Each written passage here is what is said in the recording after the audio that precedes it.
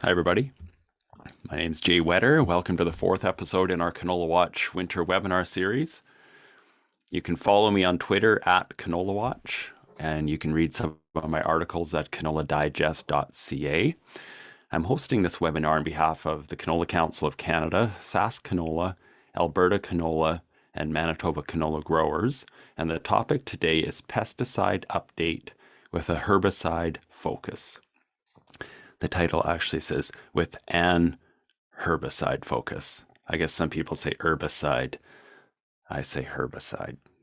That's just me.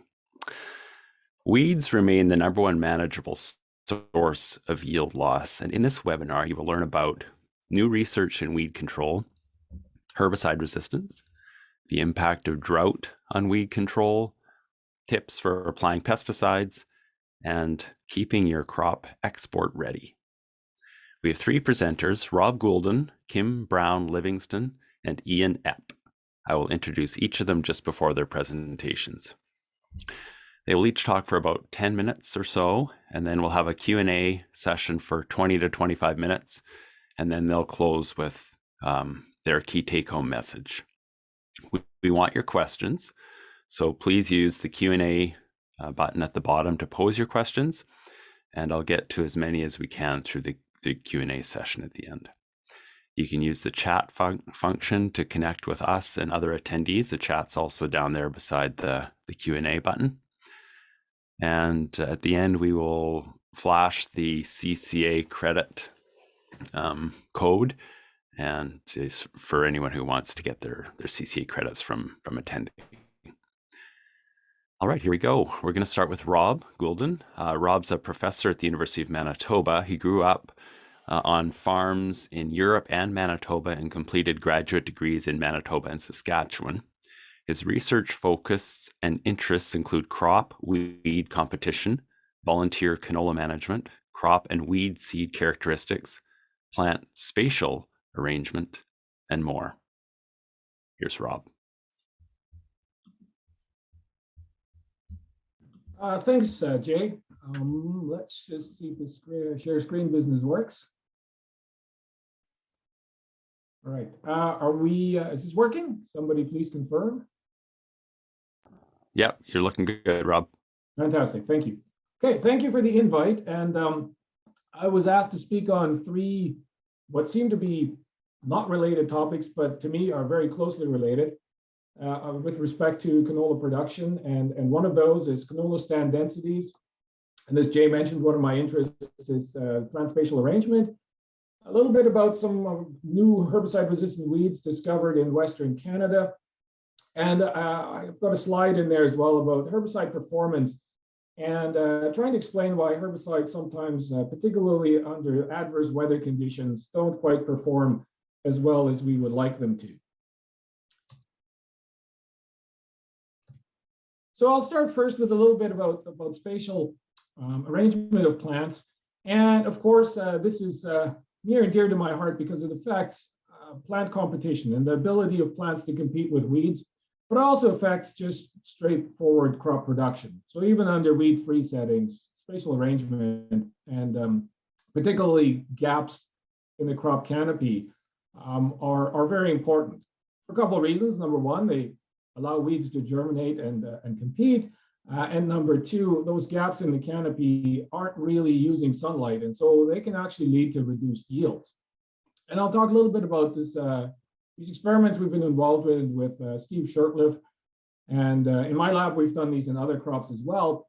But this is canola overhead shot of this suite of experiments we're doing at the moment, where we're looking at a whole range of densities and a whole suite of different row spacings. And you can obviously tell from this shot that some of these stands of canola are much better able to compete with weeds or have built a much better solar collector with respect to forming yield than others. And I'll share some of the data here very briefly. This is from the 2018 Carmen site, but the rest of them look very similar.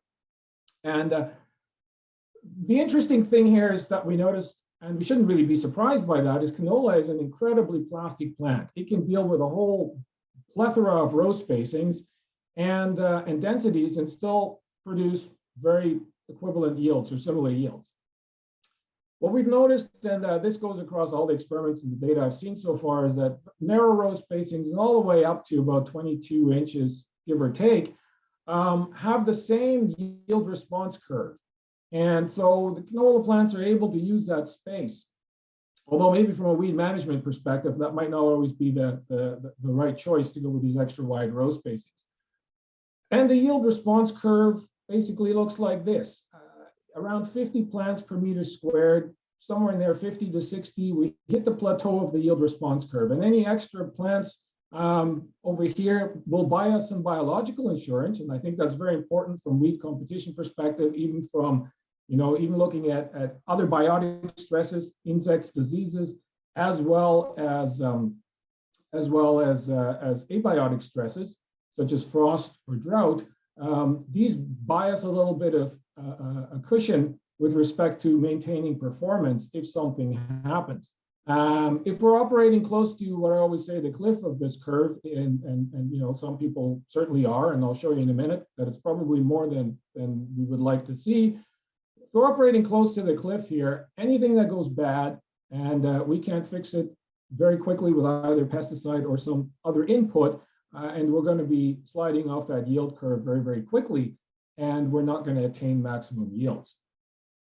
The wider row spacings, 30 inches, just don't work for canola. It's just too wide a row, and they simply aren't able to compensate for that. But it's quite surprising how well they're able to compensate over this broad range of row spacings as it is. Now, if we look at these stands themselves, we see that they look very different. Here we've got a 7.5-inch row spacing stand, and there's not a lot of bare ground to be seen. So from a weed competition perspective, this is fantastic. On the other hand, when we get to 22.5 inches or 15-inch row spacing, we can still pull off some fantastic yields, but we need very, very good weed control here. And the herbicide is going to have to work a whole lot harder to manage the weeds in these stands than it does in this type of scenario. And I'll throw this out right now. I've been thinking about this for a long, long time, but we've had canola with herbicide-resistant canola systems as long as corn and soybean have been available. Yet the number of herbicide-resistant weeds that we could really pinpoint to selecting for in these canola systems have been virtually nil. Whereas in the corn and soybean systems, there are a lot of herbicide-resistant weeds that are attributed to the herbicide use in those systems. And I would argue it's because canola is so competitive and because we still are producing it like this type of a crop rather than that type of a crop that's really made canola a very sustainable system with respect to herbicide resistance. Now, not only is the spacing between rows very important, but uniformity within rows is very important as well. And that speaks to the germination question. That's still a big question that needs to be answered at some point. But if we look at these studies where we looked at holes in rows with Yan Tai, essentially what we found is that you need to be operating near 80 plants per meter squared to maximize your yield potential under non-uniform stands. In high yielding situations, you haven't get away with a whole lot less. Not so in low yielding situations, but in these non-uniform stands, we do need more plants per meter squared to make up for that shortfall. This is just a frequency response of the canola densities in 206 different farm fields. And what I want to show you with this is that if you're a canola producer, and I would very strongly encourage you at the end of the season just to do a quick stubble count to see where your field fits into this. Remember I was saying that we need sort of 60 plus plants per meter squared to maximize our yields in many cases. We can get away with a little less if everything else is favorable. But if you look at these densities across the spectrum, about half the fields, this was our harvest loss survey from almost a decade ago, but half the fields of canola in Western Canada across the 3 prairie provinces are operating below that 60 plants per meter squared and may not be maximizing yield potential. The reason that I point out these wider row spacings, there is some interest in going to wider row spacings in canola as there are in other crops. The challenge with that is, and the point to our discoveries of the first glyphosate resistant Kosher that was found in Manitoba, We thought it was going to come in from the west, where it had been much more prominent, but in reality, the first survey of Roundup-resistant kochia in Manitoba showed us that it occurred in 2 wide row crops. One was a cornfield by Elm Creek, and the other one was a soybean field close to the US border. And as you can see here, these are injured plants, and they, of course, have full access to light. If the canopy doesn't close, these are going to reproduce, produce some seed, and they're going to multiply the resistant seed bank. If, on the other hand, if we have a canopy that closes here completely, these plants will be choked out by the better performing soybean, canola, whatever crop plants they might be, and they won't be able to reproduce. So there'll be no seed production, and the crop is doing its share of the weed control as we would like it to. A couple of notes on new herbicide-resistant weeds that we need to keep an eye out for. Some of you have probably heard about these already. Waterhemp is in Manitoba now. Here's the map. And Kim will probably talk a little bit more about identification of these 2 weeds. And Palmer Amaranth was discovered in Manitoba in one field last summer. These are both in the Amaranth family. They are very troublesome weeds. Waterhemp has been in North Dakota for quite a while, and it's resistant not only to glyphosate, but a whole host of things. In Illinois, I think they are testing now, or may have even confirmed, a single population of waterhemp that's resistant to 8 different modes of action.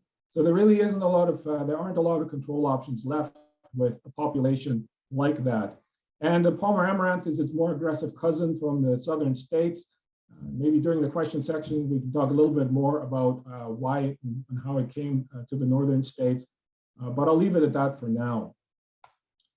The other weed of concern, of course, across Western Canada is glyphosate or Roundup-resistant kochia. And not only is all the kochia in Western Canada resistant to group 2s, a good portion of it now is resistant to glyphosate, and that portion has increased quite dramatically from one survey to the next.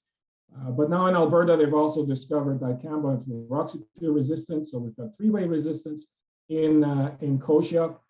Shouldn't really be a big surprise, because way back in the day when I was a poor summer student, not going to date myself, but at that point, when the first flush of herbicide resistance went through Manitoba, we were already looking at group 4 resistance in kochia. It's always been a little tricky controlling kochia with group 4s, and so resistance was never far away. Now that we are out of other groups and we're relying more heavily on the group 4s, the resistance levels are increasing. And that certainly is a concern as groups are disappearing with respect to being able to manage that weed. Last but not least, in terms of newly discovered weeds, those of you in Alberta have probably seen this already, and those who have listened to Charles Geddes talk have seen this already, but and that I think he presented it at the MAC conference as well. But this is the newest find in Western Canada, our first glyphosate-resistant grass. We were always expecting it to be wild oats. Luckily, it's not. It's downy brome. And that was discovered in southern Alberta somewhere. I don't quite know the cropping history, but this population is 10 times more resistant to glyphosate than the susceptible population. So again, it's a potentially serious challenge with respect to managing this weed with glyphosate alone, obviously. And last but not least, I'll speak a little bit about herbicide performance and adverse weather conditions. Herbicide doses and rates are designed to work under mostly normal conditions. And so sometimes when we run into these adverse weather conditions, things just don't quite perform as we expect them to. This is an interesting slide that was put together, and it's in the herbicide handbook or something like that put out by Alberta Ag quite a few years ago. And it basically goes from atomization, which is on top, that's the tip of the nozzle, right down to the target site in the plant. And there are a lot of places where we can lose the herbicide or where something can happen to the herbicide along this path. And the leaf surface being one of these real barriers to herbicide performance and uptake. So we've got some percentages here from a study that looked at radio-labeled herbicide, and of 100% that was applied, 65% never hit the target plant, so only 34% of the herbicide hit the target plant. Of those 100%, only 5% went into the plant, and only 2.2% got to the target site. And that was enough and is enough to cause the plants to die and do the biological effect. So the losses along the way are quite dramatic. Now, if we're talking about, and the other thing to point out here is that 28.6% of the total herbicide after 3 days was still found on the leaf surface. And the real big barrier for herbicides to get into the plant is the leaf surface. The leaf surface is made up of waxes, the cuticle. The plant puts those waxes on to prevent water loss. Unfortunately, most herbicides have an incredibly tough time getting through that cuticle. And under dry conditions, a couple of things that work against that, and that is the cuticle becomes much thicker, so there's more wax to go through for the herbicide. And if it does get into the plants are also not growing actively. And if the plants aren't growing actively, then the herbicide isn't able, because most herbicides rely on plant growth or affect plant growth. If the plant isn't really growing, the herbicide can't do its job. And so oftentimes it's sequestered away in the plant or it's detoxified. And so there's a couple of these very important things, the thicker cuticle and the reduced plant growth that can affect herbicide performance under these adverse weather conditions or dry conditions. In wet conditions, it's the exact opposite. The cuticle is really thin, the plant is growing like mad, and so under wet conditions, we can often see, or will often see, crop injury at our normal herbicide dose because more herbicide gets into the plant. We'll see what this year brings. This spring, it's certainly in southern Manitoba, we've got a lot of snow. We might be looking at hyperactive herbicides this spring. It's kind of hard to tell. But yeah, that's all I wanted to say for now, and pass it on to the next presenter. Thank you. Right on. Thanks, Rob. We'll get into weather effects on herbicide performance, I'm assuming with the Q&A. So on that note, if any attendees have a question, please use the Q&A button at the bottom and post it, and we'll get to those questions in the Q&A. Thanks again, Rob. All right, Kim Brown-Livingston. Kim is the weeds specialist with Manitoba Agriculture and Rural Development. Kim was raised on a mixed farm near Rivers, Manitoba, and attended the University of Manitoba for an agronomy degree, followed by a master's in science in soil science. Kim has also worked with Ag Canada, crop insurance, and private industry as an agronomist. Here's Kim.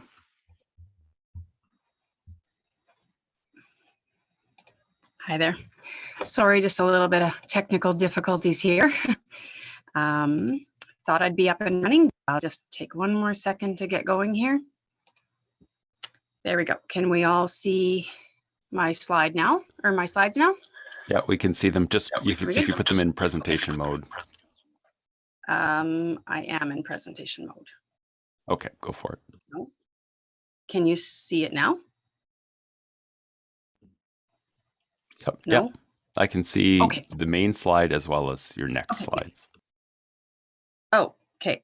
I am in presentation mode. Did you want me to stop sharing, and I can try it again? Because I'm not sure how to fix that. Yeah, no, just go with what you've got there, Kim. That'll be good. Okay, sorry about that. Yeah, no problem. Okay. Okay, so yeah, thank you very much for asking me today. Sorry, we seem to be having a little bit of technical difficulties, but I wanted to talk about weed control, kind of what's going on in Manitoba right now, and just a little bit of what's coming at us in the future. And I think weed control in the future, I know we're always looking for new herbicides. We've had it fairly easy in the last little while. You know, we've had some really great herbicides. They work really well. We're just, you know, our mode of action our mode of action is to pull into that field with a sprayer and spray, and we do a really good job taking care of the weeds. We've got a lot of herbicide resistance on the way. It's not a matter of if, but when it's coming. We're not going to be able to continue to use a lot of the herbicides that we're using right now. Is there new herbicides coming? Not right now. I think everybody would like to think there's a silver bullet coming, but there may not be. Realistically, there isn't one. There might be, but realistically right now, we don't have anything on the horizon that's going to be, like I said, that silver bullet. So we really need to look at going back to the basics. We need to look at integrated weed management, and that encompasses a number of things. That's, you know, a lot of different things. But the biggest thing is to grow really good competitive crops. Ultimately, our goal should be to reduce the amount of weeds that see an in-crop spray. So the less weeds we're spraying, the less weeds that get that herbicide, that lessens our chance for resistance to develop. And we want to reduce that weed seed bank. We don't want that weed seed bank to keep growing in our fields, and especially the resistant weed seed bank, because that's just, you know, a whole lot of hurt coming down the road. This is just some slides. These are from Charles Geddes, and this shows the wild oat. Excuse me, sorry, Kim. I'm going to interrupt you there because your screen sharing was working, but it's not working now. So we want to see your slides. So if you can try that share screen one more time. Okay, sorry. I'm going to end the show. I'm going to go back. I will share my screen again. Sorry. Try that. We'll share. Okay, what can you see?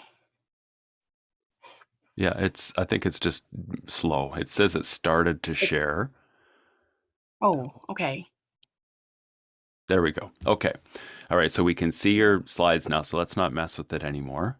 And so the wild oat, the inhibitors one, the groups 1 and 2 one is showing. Good. Thanks, Kim. But can I go into presentation mode, or you don't want me to? You can try. I can try. Okay, we'll try reading. Sorry, I'm just looking. I'll try it a different way up here. Reading view. Under slideshow, I'm just looking. Kim? Yeah, presentation mode. It just sometimes we'll go from current slide. We'll try that. We'll see if that works. Does that look? Oh, does that look okay? There will be a little lag, but it should work. You can proceed. Yeah. Okay, I'll proceed. Sorry about that. Anyways, this is work from Charles Geddes and from the folks at Ag Canada. Actually, this is actually going back to Becky et al. In 2020, but Charles is continuing this work. And so this is the group 1 and the group 2 resistant wild oats, the ACCAs and the ALS inhibitors. And you can see just by the amount of dots on the prairies here, this is where we do our weed surveys. I'm going to just make a quick mention right now that we are doing our provincial weed survey in Manitoba this summer. These weed surveys are really important. We're trying to do them now on a 5-year basis. We're back a year because of COVID, but we are doing our weed survey in Manitoba this coming summer. So we'll be surveying about 700 fields, and these are crucial in order to get information first on the amount of weeds that are present and the trends that we're seeing, but also we follow it up with a resistant weed survey. We come back and look at harvest time and gather weed seeds and check for resistance. So this is the case for wild oat resistance across the prairie provinces. Manitoba, though, we are number 1. We have 42% of the fields surveyed had both group 1 and group 2 resistant wild oats. So that is, something that is increasing every year. You can see from the original surveys done down here. Hang on a sec, I'll try and get a better pointer for you. You can see the original surveys down here done down in the 2000s, and you can see every time we've done a survey, it's growing and growing. And so we will be doing a survey here in 2020 in 2022, and I fully expect these numbers to get a little higher as well. When we looking at glyphosate resistance, now this is an older slide, but the amount of species that have become resistant to glyphosate over the years is climbing. We had glyphosate, registered in the 70s there. Some of the earliest weeds to show resistance were these Amaranth species, and these are the ones that Rob Golden was talking about. This tuberculatus, that's our our water hemp. Amaranthus pomeri, that's Palmer amaranth. Here's our Kosher that became resistant here in the mid 2000s. And this also in Manitoba, we have Amaranthus hybridus. That's a smooth pigweed. We have that here in Manitoba. It is in our Noxious Weeds Act, so that is something that we are keeping an eye on. It looks very much like many of the other pigweeds. It's not as severe a problem yet as these two that we are very concerned about, but we are watching this one. Hey Kim, it's Jay again. So I think it may be a lag on your end where your slides aren't advancing because we're still on the wild oat slide, at least for my screen. So what I'm going to do while you're talking, Cass, if you've got Kim's presentation there, perhaps the best way would be for you to load it up on your end, and then Kim can just ask you to advance the slides, because I think we're on the group 9 slide, but I can't see it. Yeah, okay, it should be about... Should be the 4th slide in, if you don't mind.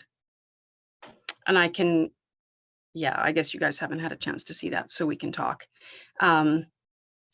Yeah, so and just while we're filling in, if Cass, if you can just let me know when the slide is up. In Manitoba, we have the Noxious Weeds Act. We have our tier 1 weeds, our weeds that are not yet present or present in very small amounts or in very isolated areas. And we are the 3 amaranth species that we are worried about are tier 1 weeds. So they are when we find them in Manitoba, they must be eradicated. That is the law, and for good reason. So our tier 1 weeds are the really, really bad ones, and these are the ones that we do not want to get a hold to take a to take root here in Manitoba and gain presence here in Manitoba. We don't want them at all. So those are the ones that we're very concerned about, and for many reasons, herbicide resistance is the biggest one. Simply because they're resistant to so many different herbicide groups, especially the Waterhemp and the Palmer Amaranth. And again, like I said, we have a 3rd amaranth on the list there, smooth pigweed. We saw a little bit of it this summer, so we're going to have to evaluate that one. It doesn't seem to be nearly as aggressive as the Waterhemp and the smooth and the Palmer Amaranth, but it can be an aggressive weed, and elsewhere, not in Manitoba, but elsewhere, it is resistant to glyphosate. So it's definitely one that we have to be watching. So we'll be evaluating that one this summer. Okay, Kim, I have your slides. Okay, okay, I'll just back up. So so I was on the slide with the number of species resistant to that group 9, and you can see I've circled in red there. The bottom circle is the Waterhemp and the Palmer Amaranth. The next circle upper is Kosher, and then we've got this smooth pigweed as well. So just there's a number of species. We're talking about herbicide resistance. If you could go to the next slide, this just shows you Waterhemp. 4 days after emergence versus 16 days after emergence in the back. So these weeds grow extremely rapidly. And when Rob was talking about closing that canopy, not having bare ground, this is why. When you look at Palmer Amaranth there on the right-hand side of the screen, 4 days after emergence, it's already a couple of inches tall. And by 16 days after emergence, like that's not even, that's just past 2 weeks. That stuff is halfway to your knees already. And so very aggressive weeds. And the problem is in certain crops, there's just no products to use anymore, or very, very limited products once it shows up in crop. So the idea is to not have these weeds show up to get a post spray. We don't want to be spraying these in crop. We want to not have them grow, or we want to have them taken care of, using a pre-spray with some residual, that type of thing. We just don't want to be trying to spray some of these weeds in crop, and we definitely don't want them going to seed. If we can go to the next slide, please. This is just quickly to show you the this is a Kosher / Russian Thistle surveys, again, done by Ag Canada, by Charles Geddes there. And you can see in our 2018 survey over here on the right-hand side of with all the nice bright colors, the red colors there all along this bottom, our border, and in the southwest part of the province. Basically, we're looking at resistance frequency of almost 100% that we're seeing glyphosate resistant Kosher. So again, not what we wanted to see. And again, in the 2018 survey, when you look on the left-hand side with some of these dots, you look at the susceptible populations. We look at the glyphosate, which are the green dots, and the tiny dots. They're very small.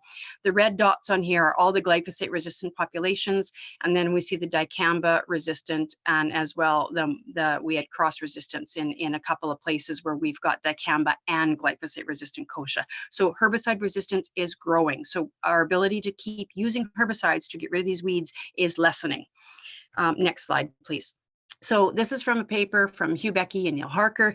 And basically, if we're looking at dealing with herbicide-resistant weed management, we've got some strategies here. The top, from growing from top 10 down to number 1, maintain a database. It's an invaluable reference. You have to know your data, know what was sprayed, know what was grown, all that type of thing. You've got to keep good records, and particularly when you're picking up rented land or when land is changing hands, you have to know that.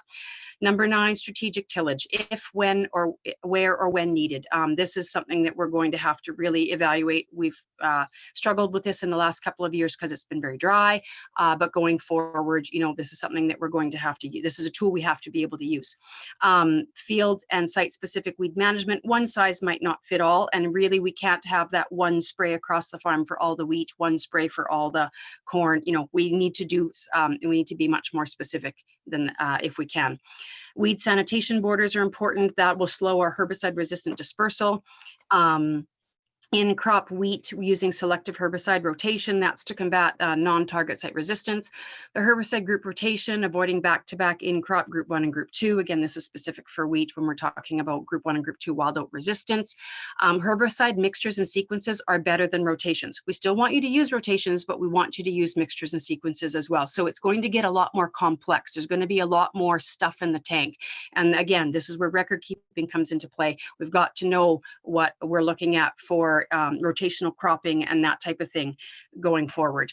Pre and post herbicide scouting, know your enemy. So you're in there before, you're spraying the proper chemistry, but you're in there after as well, not just once, but several times throughout the growing season to see, you know, what came through or what came later, that type of thing, and know what's coming at you next year for weeds.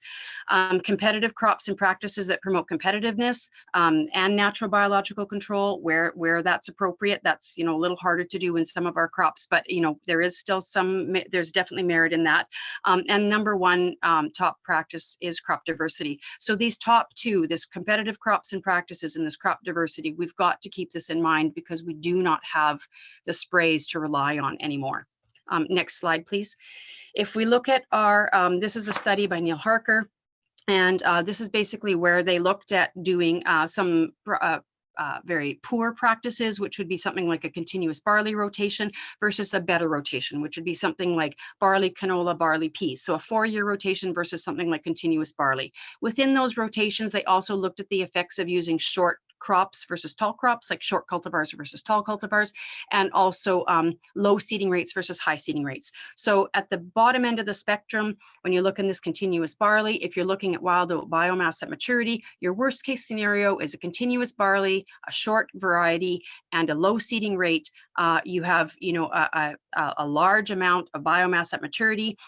Even within that continuous barley, if you mix it up and you go to a taller cultivar and a higher seeding rate, you drastically drop. If you look at this green bar here in this continuous barley, you drastically drop the biomass. And when you have a better rotation, it all drops again. Like you're looking at a real drop in the amount of weeds that are in those crops when you start changing things up and doing a lot more management.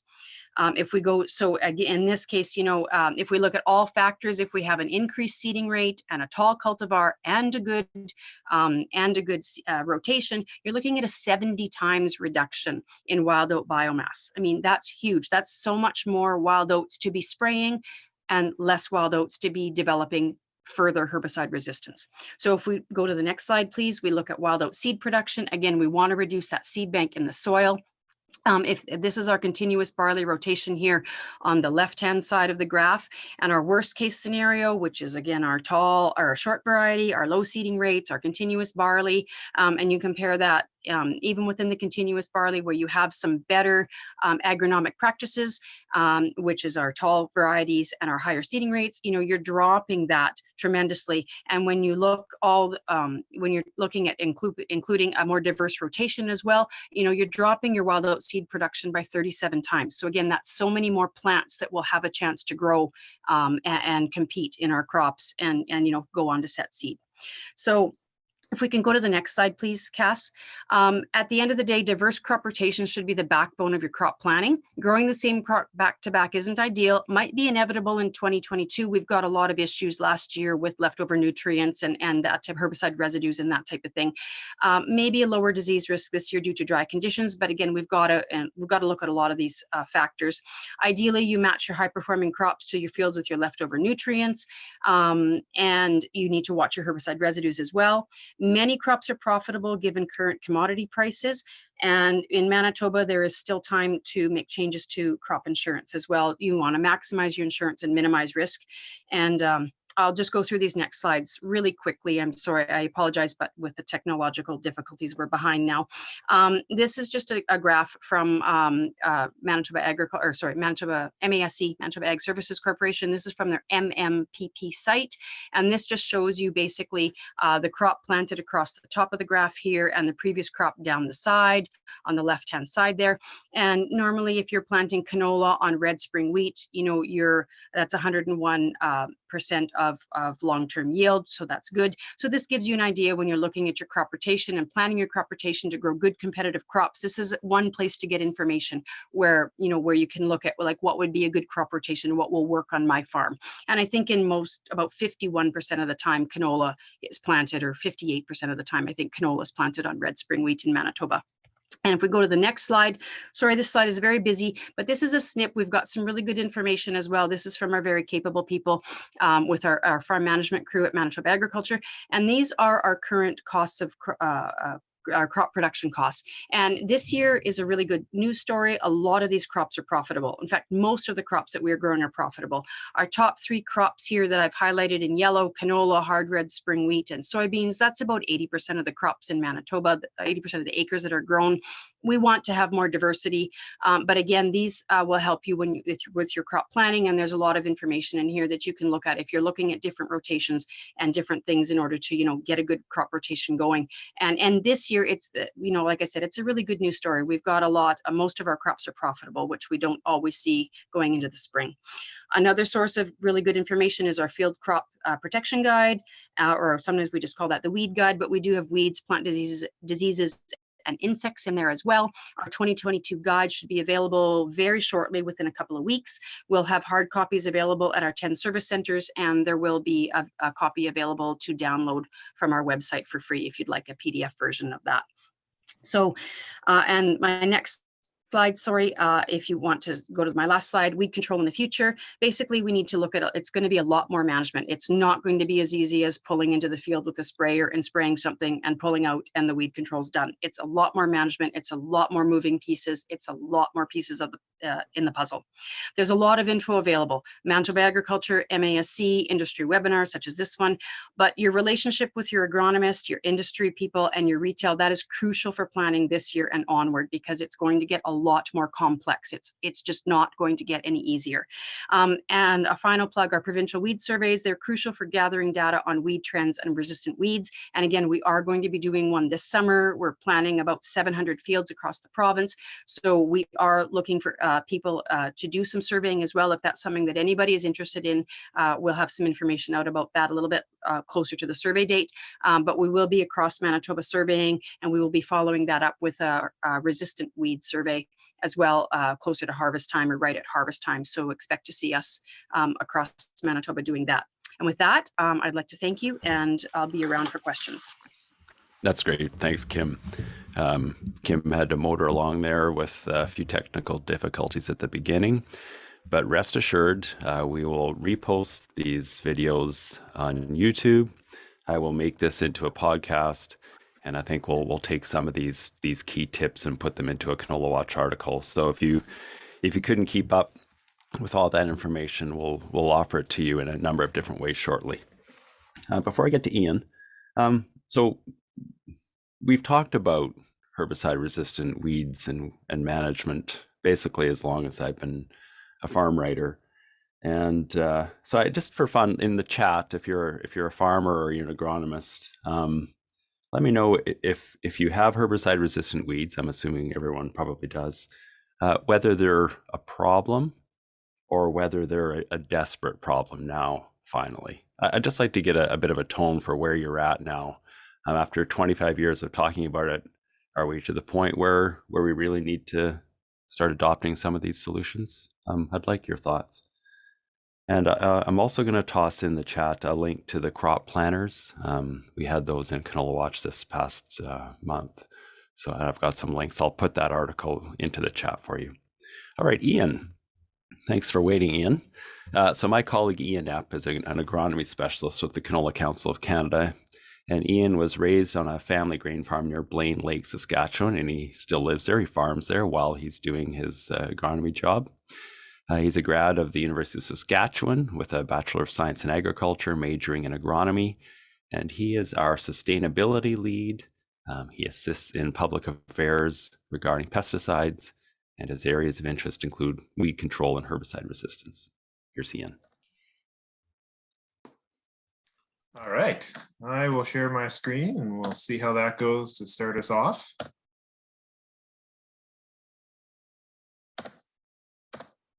All right, Jay, can you see my screen in presentation mode? Yes, looking good, Ian. Excellent. All right, so we're going to shift gears just a little bit, or think something that maybe in some ways it feels like a gear shift, but really this is part of in the new norm, as Kim was talking about, where weed control is more complicated. And we start talking about rotations and sequencing, and as she mentioned, record keeping. I think this is an important part to keep in the back of your mind as you are planning out your new and complicated, maybe more complicated weed control, or just rotating in different things. How do we keep our canola export ready? And so I'm going to talk specifically about residues and international implications, the agreements you're signing with an elevator. There's all sorts of criteria in there. So how do we get the effective weed control that we need? We've already heard some top tips from Kim and Rob, but how do we also make sure we're meeting all those requirements? When we go to sell our canola, it's good to go into the system. So first, a little background on why this is important. 90% of the canola that we are selling is gone. You probably know that. 90% is going to other countries, right? So not only do we have to worry with our own rules and regulations here and growing the canola, but there's some rules and regulations in the countries we're exporting to, and 90%, it's important, right? That's the market. We don't have a lot of people in Canada. We're shipping the stuff somewhere else. So a lot of the work that the Canola Council focuses on, part of the work that I'm a part of, is resolving and preventing market access barriers. I highlighted preventing there. Ideally, if it's all going well, a lot of the work we're doing, the vast majority of the work we're doing is proactive, making sure that we can not have market issues. So, a new herbicide is registered, or a new or a rate change, something like that, something new is registered. We try to have all of our export countries on board and on the same page as to what the residues look like, they're acceptable before it comes to the farmers, right? So when you get a new product, you can just use it. That doesn't always happen. And sometimes I'll talk a little bit about our Keep It Clean program and why we might have restrictions, or we might have to have some more education, but the vast majority of the work we do is proactive, so that we're trying to give farmers access to all the tools and make sure that rules in other countries are not limiting our access to the tools to grow canola. Just a quick little overview again, showing our canola goes a lot of places. So there's rules and different rules and regulations in every one of these countries. We can't satisfy all of these customers, but really the top 5 or 6 customers are really important. They're taking a lot of our canola. And so these are ones that we spend a lot of time working on, as far as making sure that our rules and regulations are harmonized with them, or if not, that we have some sort of agreement in place. I will talk about MRLs here kind of throughout this presentation, but just a quick background or a quick refresher. When I talk about MRLs, I'm talking about the maximum residue limit. So this is the amount of pesticide from a given product that we can find detectable in our canola seed. You'll see down here at the bottom of this triangle, this is what we're talking about. The MRL is trade compliance, legal for trade. It's very safe for human health. So this could be an MRL in Canada, and obviously that's important, but also it could be an MRL in a different country. And again, just for reference, or if you're talking to consumers, or this comes up, when we're talking about like safety, as far as human safety, we're talking much higher rates. These are much lower. So when we're talking MRLs, we're talking trade compliance. We're not talking human health or safety. To be exceeding an MRL in a country, it could still very safe. It's still very safe for human health if we're just talking a small exceedance here. So we're talking these really low levels. We're talking parts per million. So again, really low levels of pesticides that can make it through and be tested. So just a little bit of something on why, we've talked more about this. MRLs have been, I think, a bigger conversation. If you asked 10 years ago, you might have heard maybe one presentation. You might not have heard any presentations on it. Now it's a bigger thing, and we keep hearing that it's going to become more important. So why is that? We used to have a couple points. One, we used to have a codex. We still have codex, this regulatory body that was globally around, and that kind of that would set out a standard, and then all the countries would adopt the codex standard. That was kind of the golden dream of this product. So we'd only have one number. We talked about an MRL for a certain pesticide in canola. We would have one number globally. You meet that standard, ship anywhere. Now, codex has had some problems, and so a lot of countries have gone to making their own standards. And some countries will then reference other countries' standards. So we have a number of different standards out there. Some people still use codex. You might have a codex MRL and an MRL in the EU, and they're different. Also, residue testing has become much more inexpensive and sensitive. So testing is happening very regularly on shipments going into these countries, and it's extremely sensitive. There's some other hazard-based versus risk-based approach. Lots of work on how do you set those MRLs. Again, we're talking areas where it's all very safe for human consumption, but exactly how sensitive we set those, and some countries are under some scrutiny as far as sensitivity from the public. The public cares a lot more about what's in their food, what pesticides are in their food, and they don't always realize that there are not necessarily human health considerations here, that we're talking exceptionally low levels. And at the parts per million or parts per billion, man, there's a lot of things you can find, and previously we just couldn't test for that. So an example of what this would look like.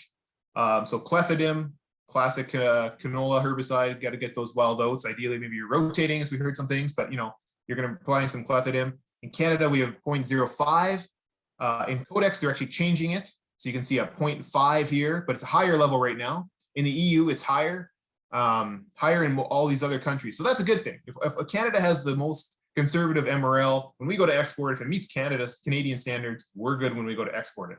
You also see here a couple of these processing MRL. So sometimes herbicide, pesticides, some of these things will concentrate in the oil or the meal. So sometimes we have to be a little aware of that. But you can see here, there's a couple of things showing up. The EU is looking to change their MRL. Codex is looking to change.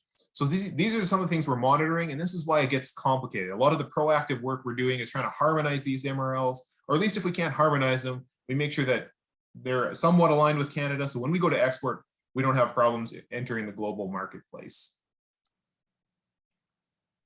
So again, our customers, these countries are our customers, and they have different needs. They have different regulations. We have a great reputation, but we got to continue to meet that. And as they change their the goalposts just a little bit, or say change some of the regulations, we have to be on top of that, working with them proactively to make sure that they fit and work well with Canadian canola.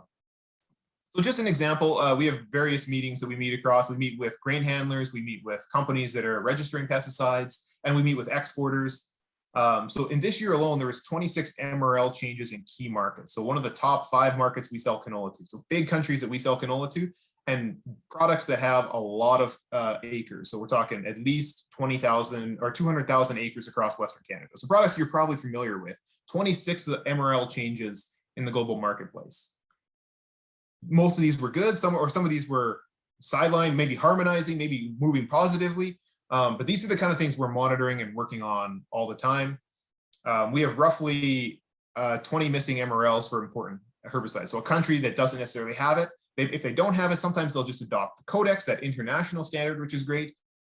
But again, we have lots of work to do. This number is slowly creeping down, but this is a lot of our work encouraging countries to register pesticide, get MRLs in place domestically, or if they don't have that, make sure that they're going to go to use Codex. And then we review pesticides of concern, where an MRL is changed. We go, well, that's lower than Canada. Is that a problem? Is there actual residue in the products? Lots of our products don't have residue. It's really, really low.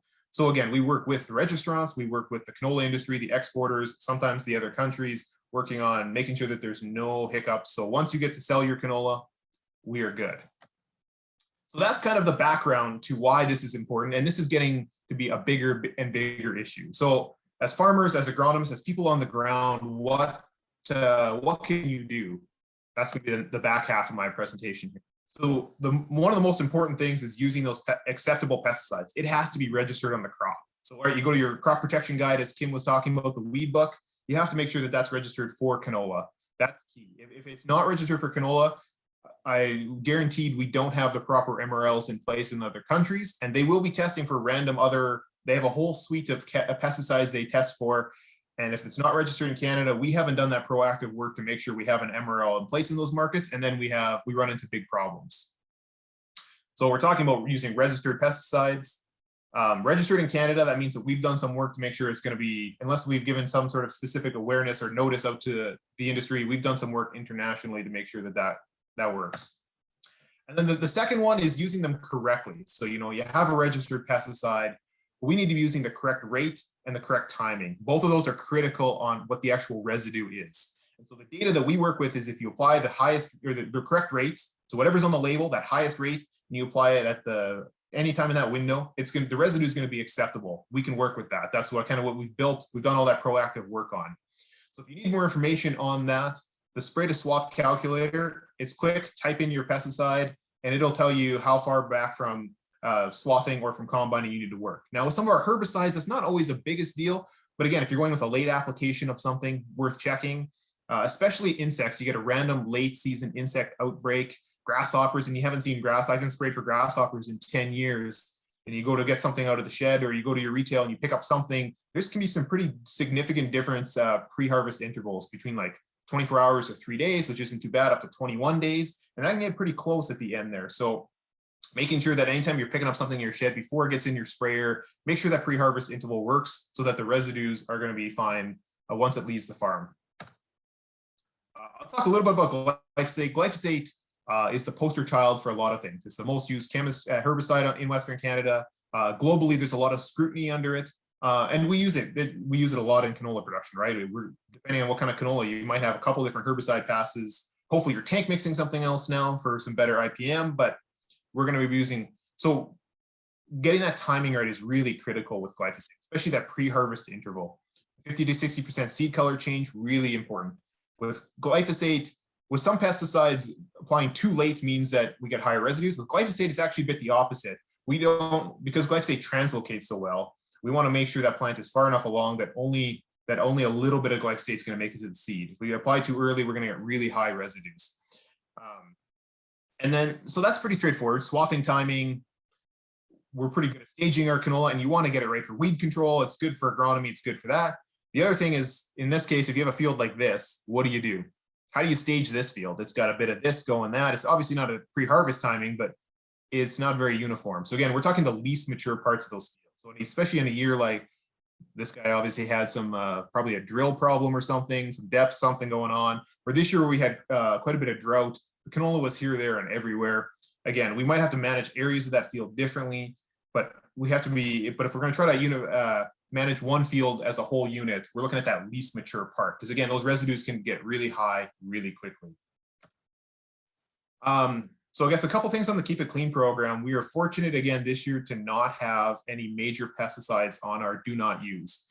Previously, we've talked about quinclorac. It was registered in Canada, but we couldn't use it because we didn't have MRLs in place. We are fortunate again this year to have MRLs in place for all of the registered in-crop pesticides, which is a great place to be. The only one that I'll keep on, and we've talked about this for years, is keeping malathion out of your bins for storage, right? You can't treat your bins with malathion and then store canola in there. Again, not a huge issue. We don't run into a lot of problems, but again, malathion's not registered for that, so we don't have MRLs in place. So we can get detects, and we do occasionally get the odd detect on this. So just something to keep in mind. If you have bin problem, you're treating bins, you had some insect problems or something, make sure those bins are marked. They don't go to canola. But other than that, we're fortunate again this year to not have any products on our registry. So just a quick summary of the things I talked about. We have no product restrictions for 2022. More countries are using their own MRL standards. That is a growing trend. And they're testing more often, and they have very sensitive testing. So any little bits of residue that's not accounted for, they will find. So applying a registered pesticide at the right rate at the right time has never been more critical. And I know it's complicated as your weed control program is getting more complicated with tank mix partners. The amount of active ingredients you're applying is probably skyrocketing, but it's really critical that record keeping and just checking to make sure the right rate and the right time is really, really critical. I think I'll end there. Right on. Thanks, Ian. All right. It's 53 minutes after the hour. So what we're going to do is we'll do 10 minutes of Q&A, 30 seconds each for a last word, and then we'll wrap up at 1:05. All right. So use the Q&A section there to ask your questions. We'll bring up Kim's and Rob's videos. We've got Ian there. So the one I had, and Ashley made a really good comment in the chat about dry conditions intensifying the issues and making it much more difficult to grow a good competitive crop, which Kim outlined as a key factor in integrated weed management. So, okay, I'm going to go to you with this. So how do you modify the approach when the situation is so dry that the crop just isn't competitive? Honestly, you do the best you can, and you still have to be I think you just have to have the right targets in mind. I think last year, if we'd known it was so dry, or we knew we were going into a drier year, so we cut down a bit on our fertilizer, we cut down a bit. We have to have realistic expectations of that crop. And yes, last year it is very hard when you don't have the right growing conditions to grow a good crop. There's really not a lot you can do. You just do the best you can. Having said that, we didn't have a lot of weed growth either in some of those crops. We did have some weed growth later in the year. That was a different topic. We had a lot of weed growth very late in the year, along with some volunteer crops regrowing. Again, those are weeds because we didn't want them growing at that point. But during the crop year, when it's that dry and the crop is challenged, we also didn't have a lot of weed issues too. So that, that was a bit of a good thing as well. But it is really challenging.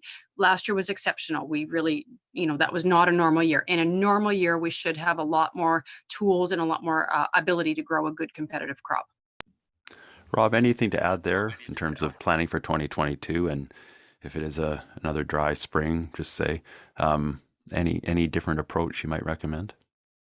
Just a couple of things to add to that. Well, at least my backyard 2022 is shaping up to be really nice. I hope the rest of the province looks like that too. These ultra dry conditions are really challenging, and particularly for canola.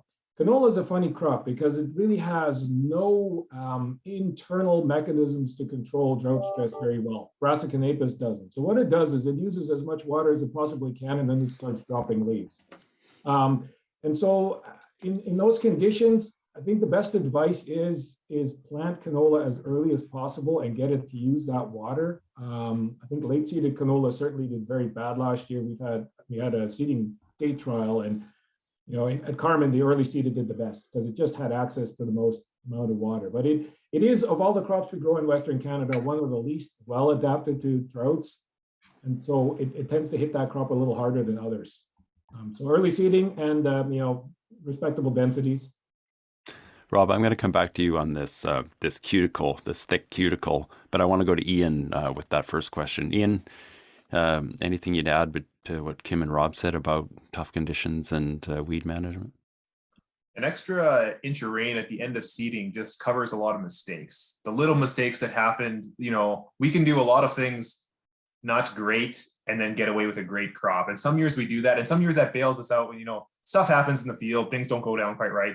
These dry years, there's just no recovery. Every little mistake shows. So whether that's a little too high of a seed place fertilizer rate, and suddenly you were planning for the nice density that Rob told you, but then you burnt 2 plants per square foot and now you're down to 4 or 5 plants per square, those kind of things, they really matter on a dry year. In a wet year, we can kind of get away, or you're seeding a little too shallow, a little too depth, a little uneven, your trash isn't great.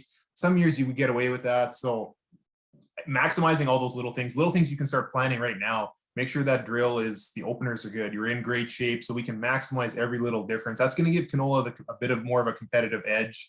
So we can get in there, seed early, do all those right things, banding your fertilizer that's not hurting your canola, but maybe we can keep it closer to the canola so we're not fertilizing the weeds. Any of those small little differences when moisture is key.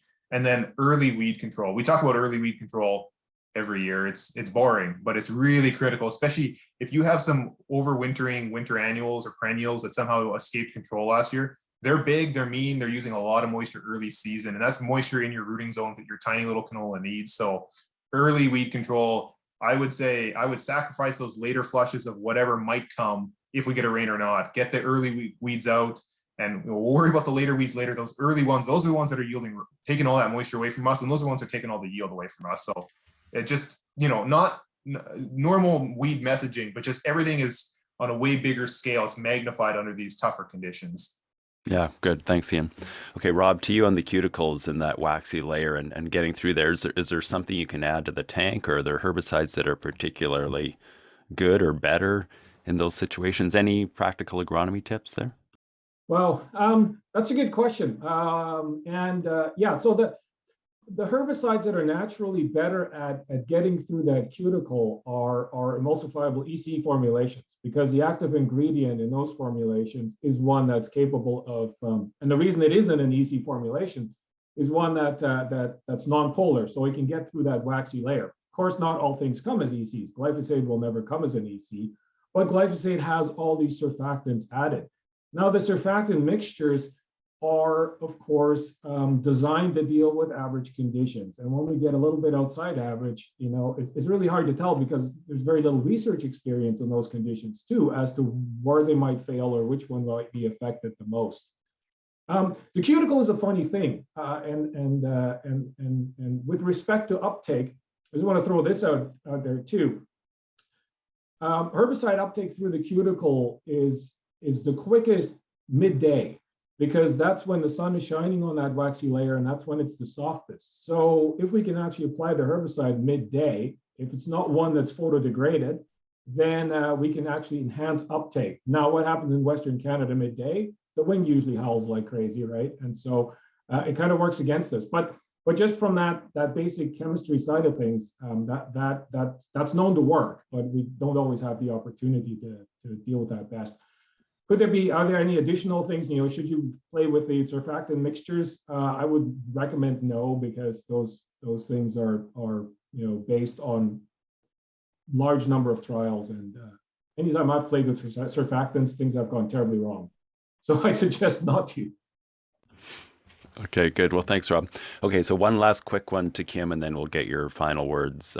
So Kim, you mentioned in your presentation that maybe we would get to this in the Q&A. So I just wanted to give you a minute to talk about Palmer Amaranth, Fall Waterhemp, and some of these other real scary herbicide-resistant weeds. And what would be the message about those that you'd like to get across? They cannot come to Manitoba. Well, they probably will come here. When they come here, we have got to get on them and get rid of them. Anybody on Twitter or following anything, unless you're living under a rock, I'm sure you've seen some of the stories from Palmer Amaranth and Waterhemp in the States. That is multiple herbicide resistance, anywhere from 7 to 9 different groups, and cross resistance within those groups. I think Rob mentioned an eight-way cross resistant population. If weeds like that get here, we will not be able to control them. Luckily, in our canola and our wheat, they've done very well. Like those crops do very well. We don't see that weed, even on fields where we know that weed has been in the past. It's been eradicated, but we know there's probably still some seed in the ground. It doesn't seem to show up. So growing a really good competitive crop like a canola or a wheat, we don't see that crop. We don't see that weed. Sorry, we don't see those weeds show up. We do start to see it though in our row crops. Again, what Rob talked about with wide rows, no competition, not closing in that row. We see it where our options are a lot more limited in crop to go after those weeds. So we're really heavily reliant on pre-herbicides, like pre-seed herbicides or pre-plant herbicides that have residual, so that those weeds don't even come up in the first place. And a lot of our farmers are not using those products yet. They tend to be expensive. They're weather dependent. We need to have some moisture for some of them to work well. And so, we need to shift how we look at managing those crops for when these weeds start to show up. So having said that, though, in Manitoba with our Noxious Weeds Act, they are tier 1 weeds and they must be eradicated when they get here. So we are watching for them, and when we know about them, and they have to go, and we don't want them here. We don't want them here and setting seed. Every population we have found in Manitoba has been herbicide resistant. So they come preloaded with herbicide resistance, and it's going to be a problem if they get here. So we just can't let them get established here. Yeah, I interviewed a weed specialist from down in the central United States about hand weeding. I think it might have been in Missouri, because there's no other way to control these weeds. So they hired people to go out there and pull them. Okay, 30 seconds to each you. We'll go Ian, Kim, Rob. We'll go in reverse order. Ian? Yeah, my parting 2 cents. Weed control is really important in the fields. That's what we focus on as farmers. Just make sure you're not hurting yourself after you've grown your canola. You've done everything right to maximize your yield. Make sure the canola that hits the bin is ready to go when it gets to the market. It's pretty quick. Just need some good record keeping, some quick guessing, or some quick checking, and then you're off to the races. Thanks, Ian. Kim?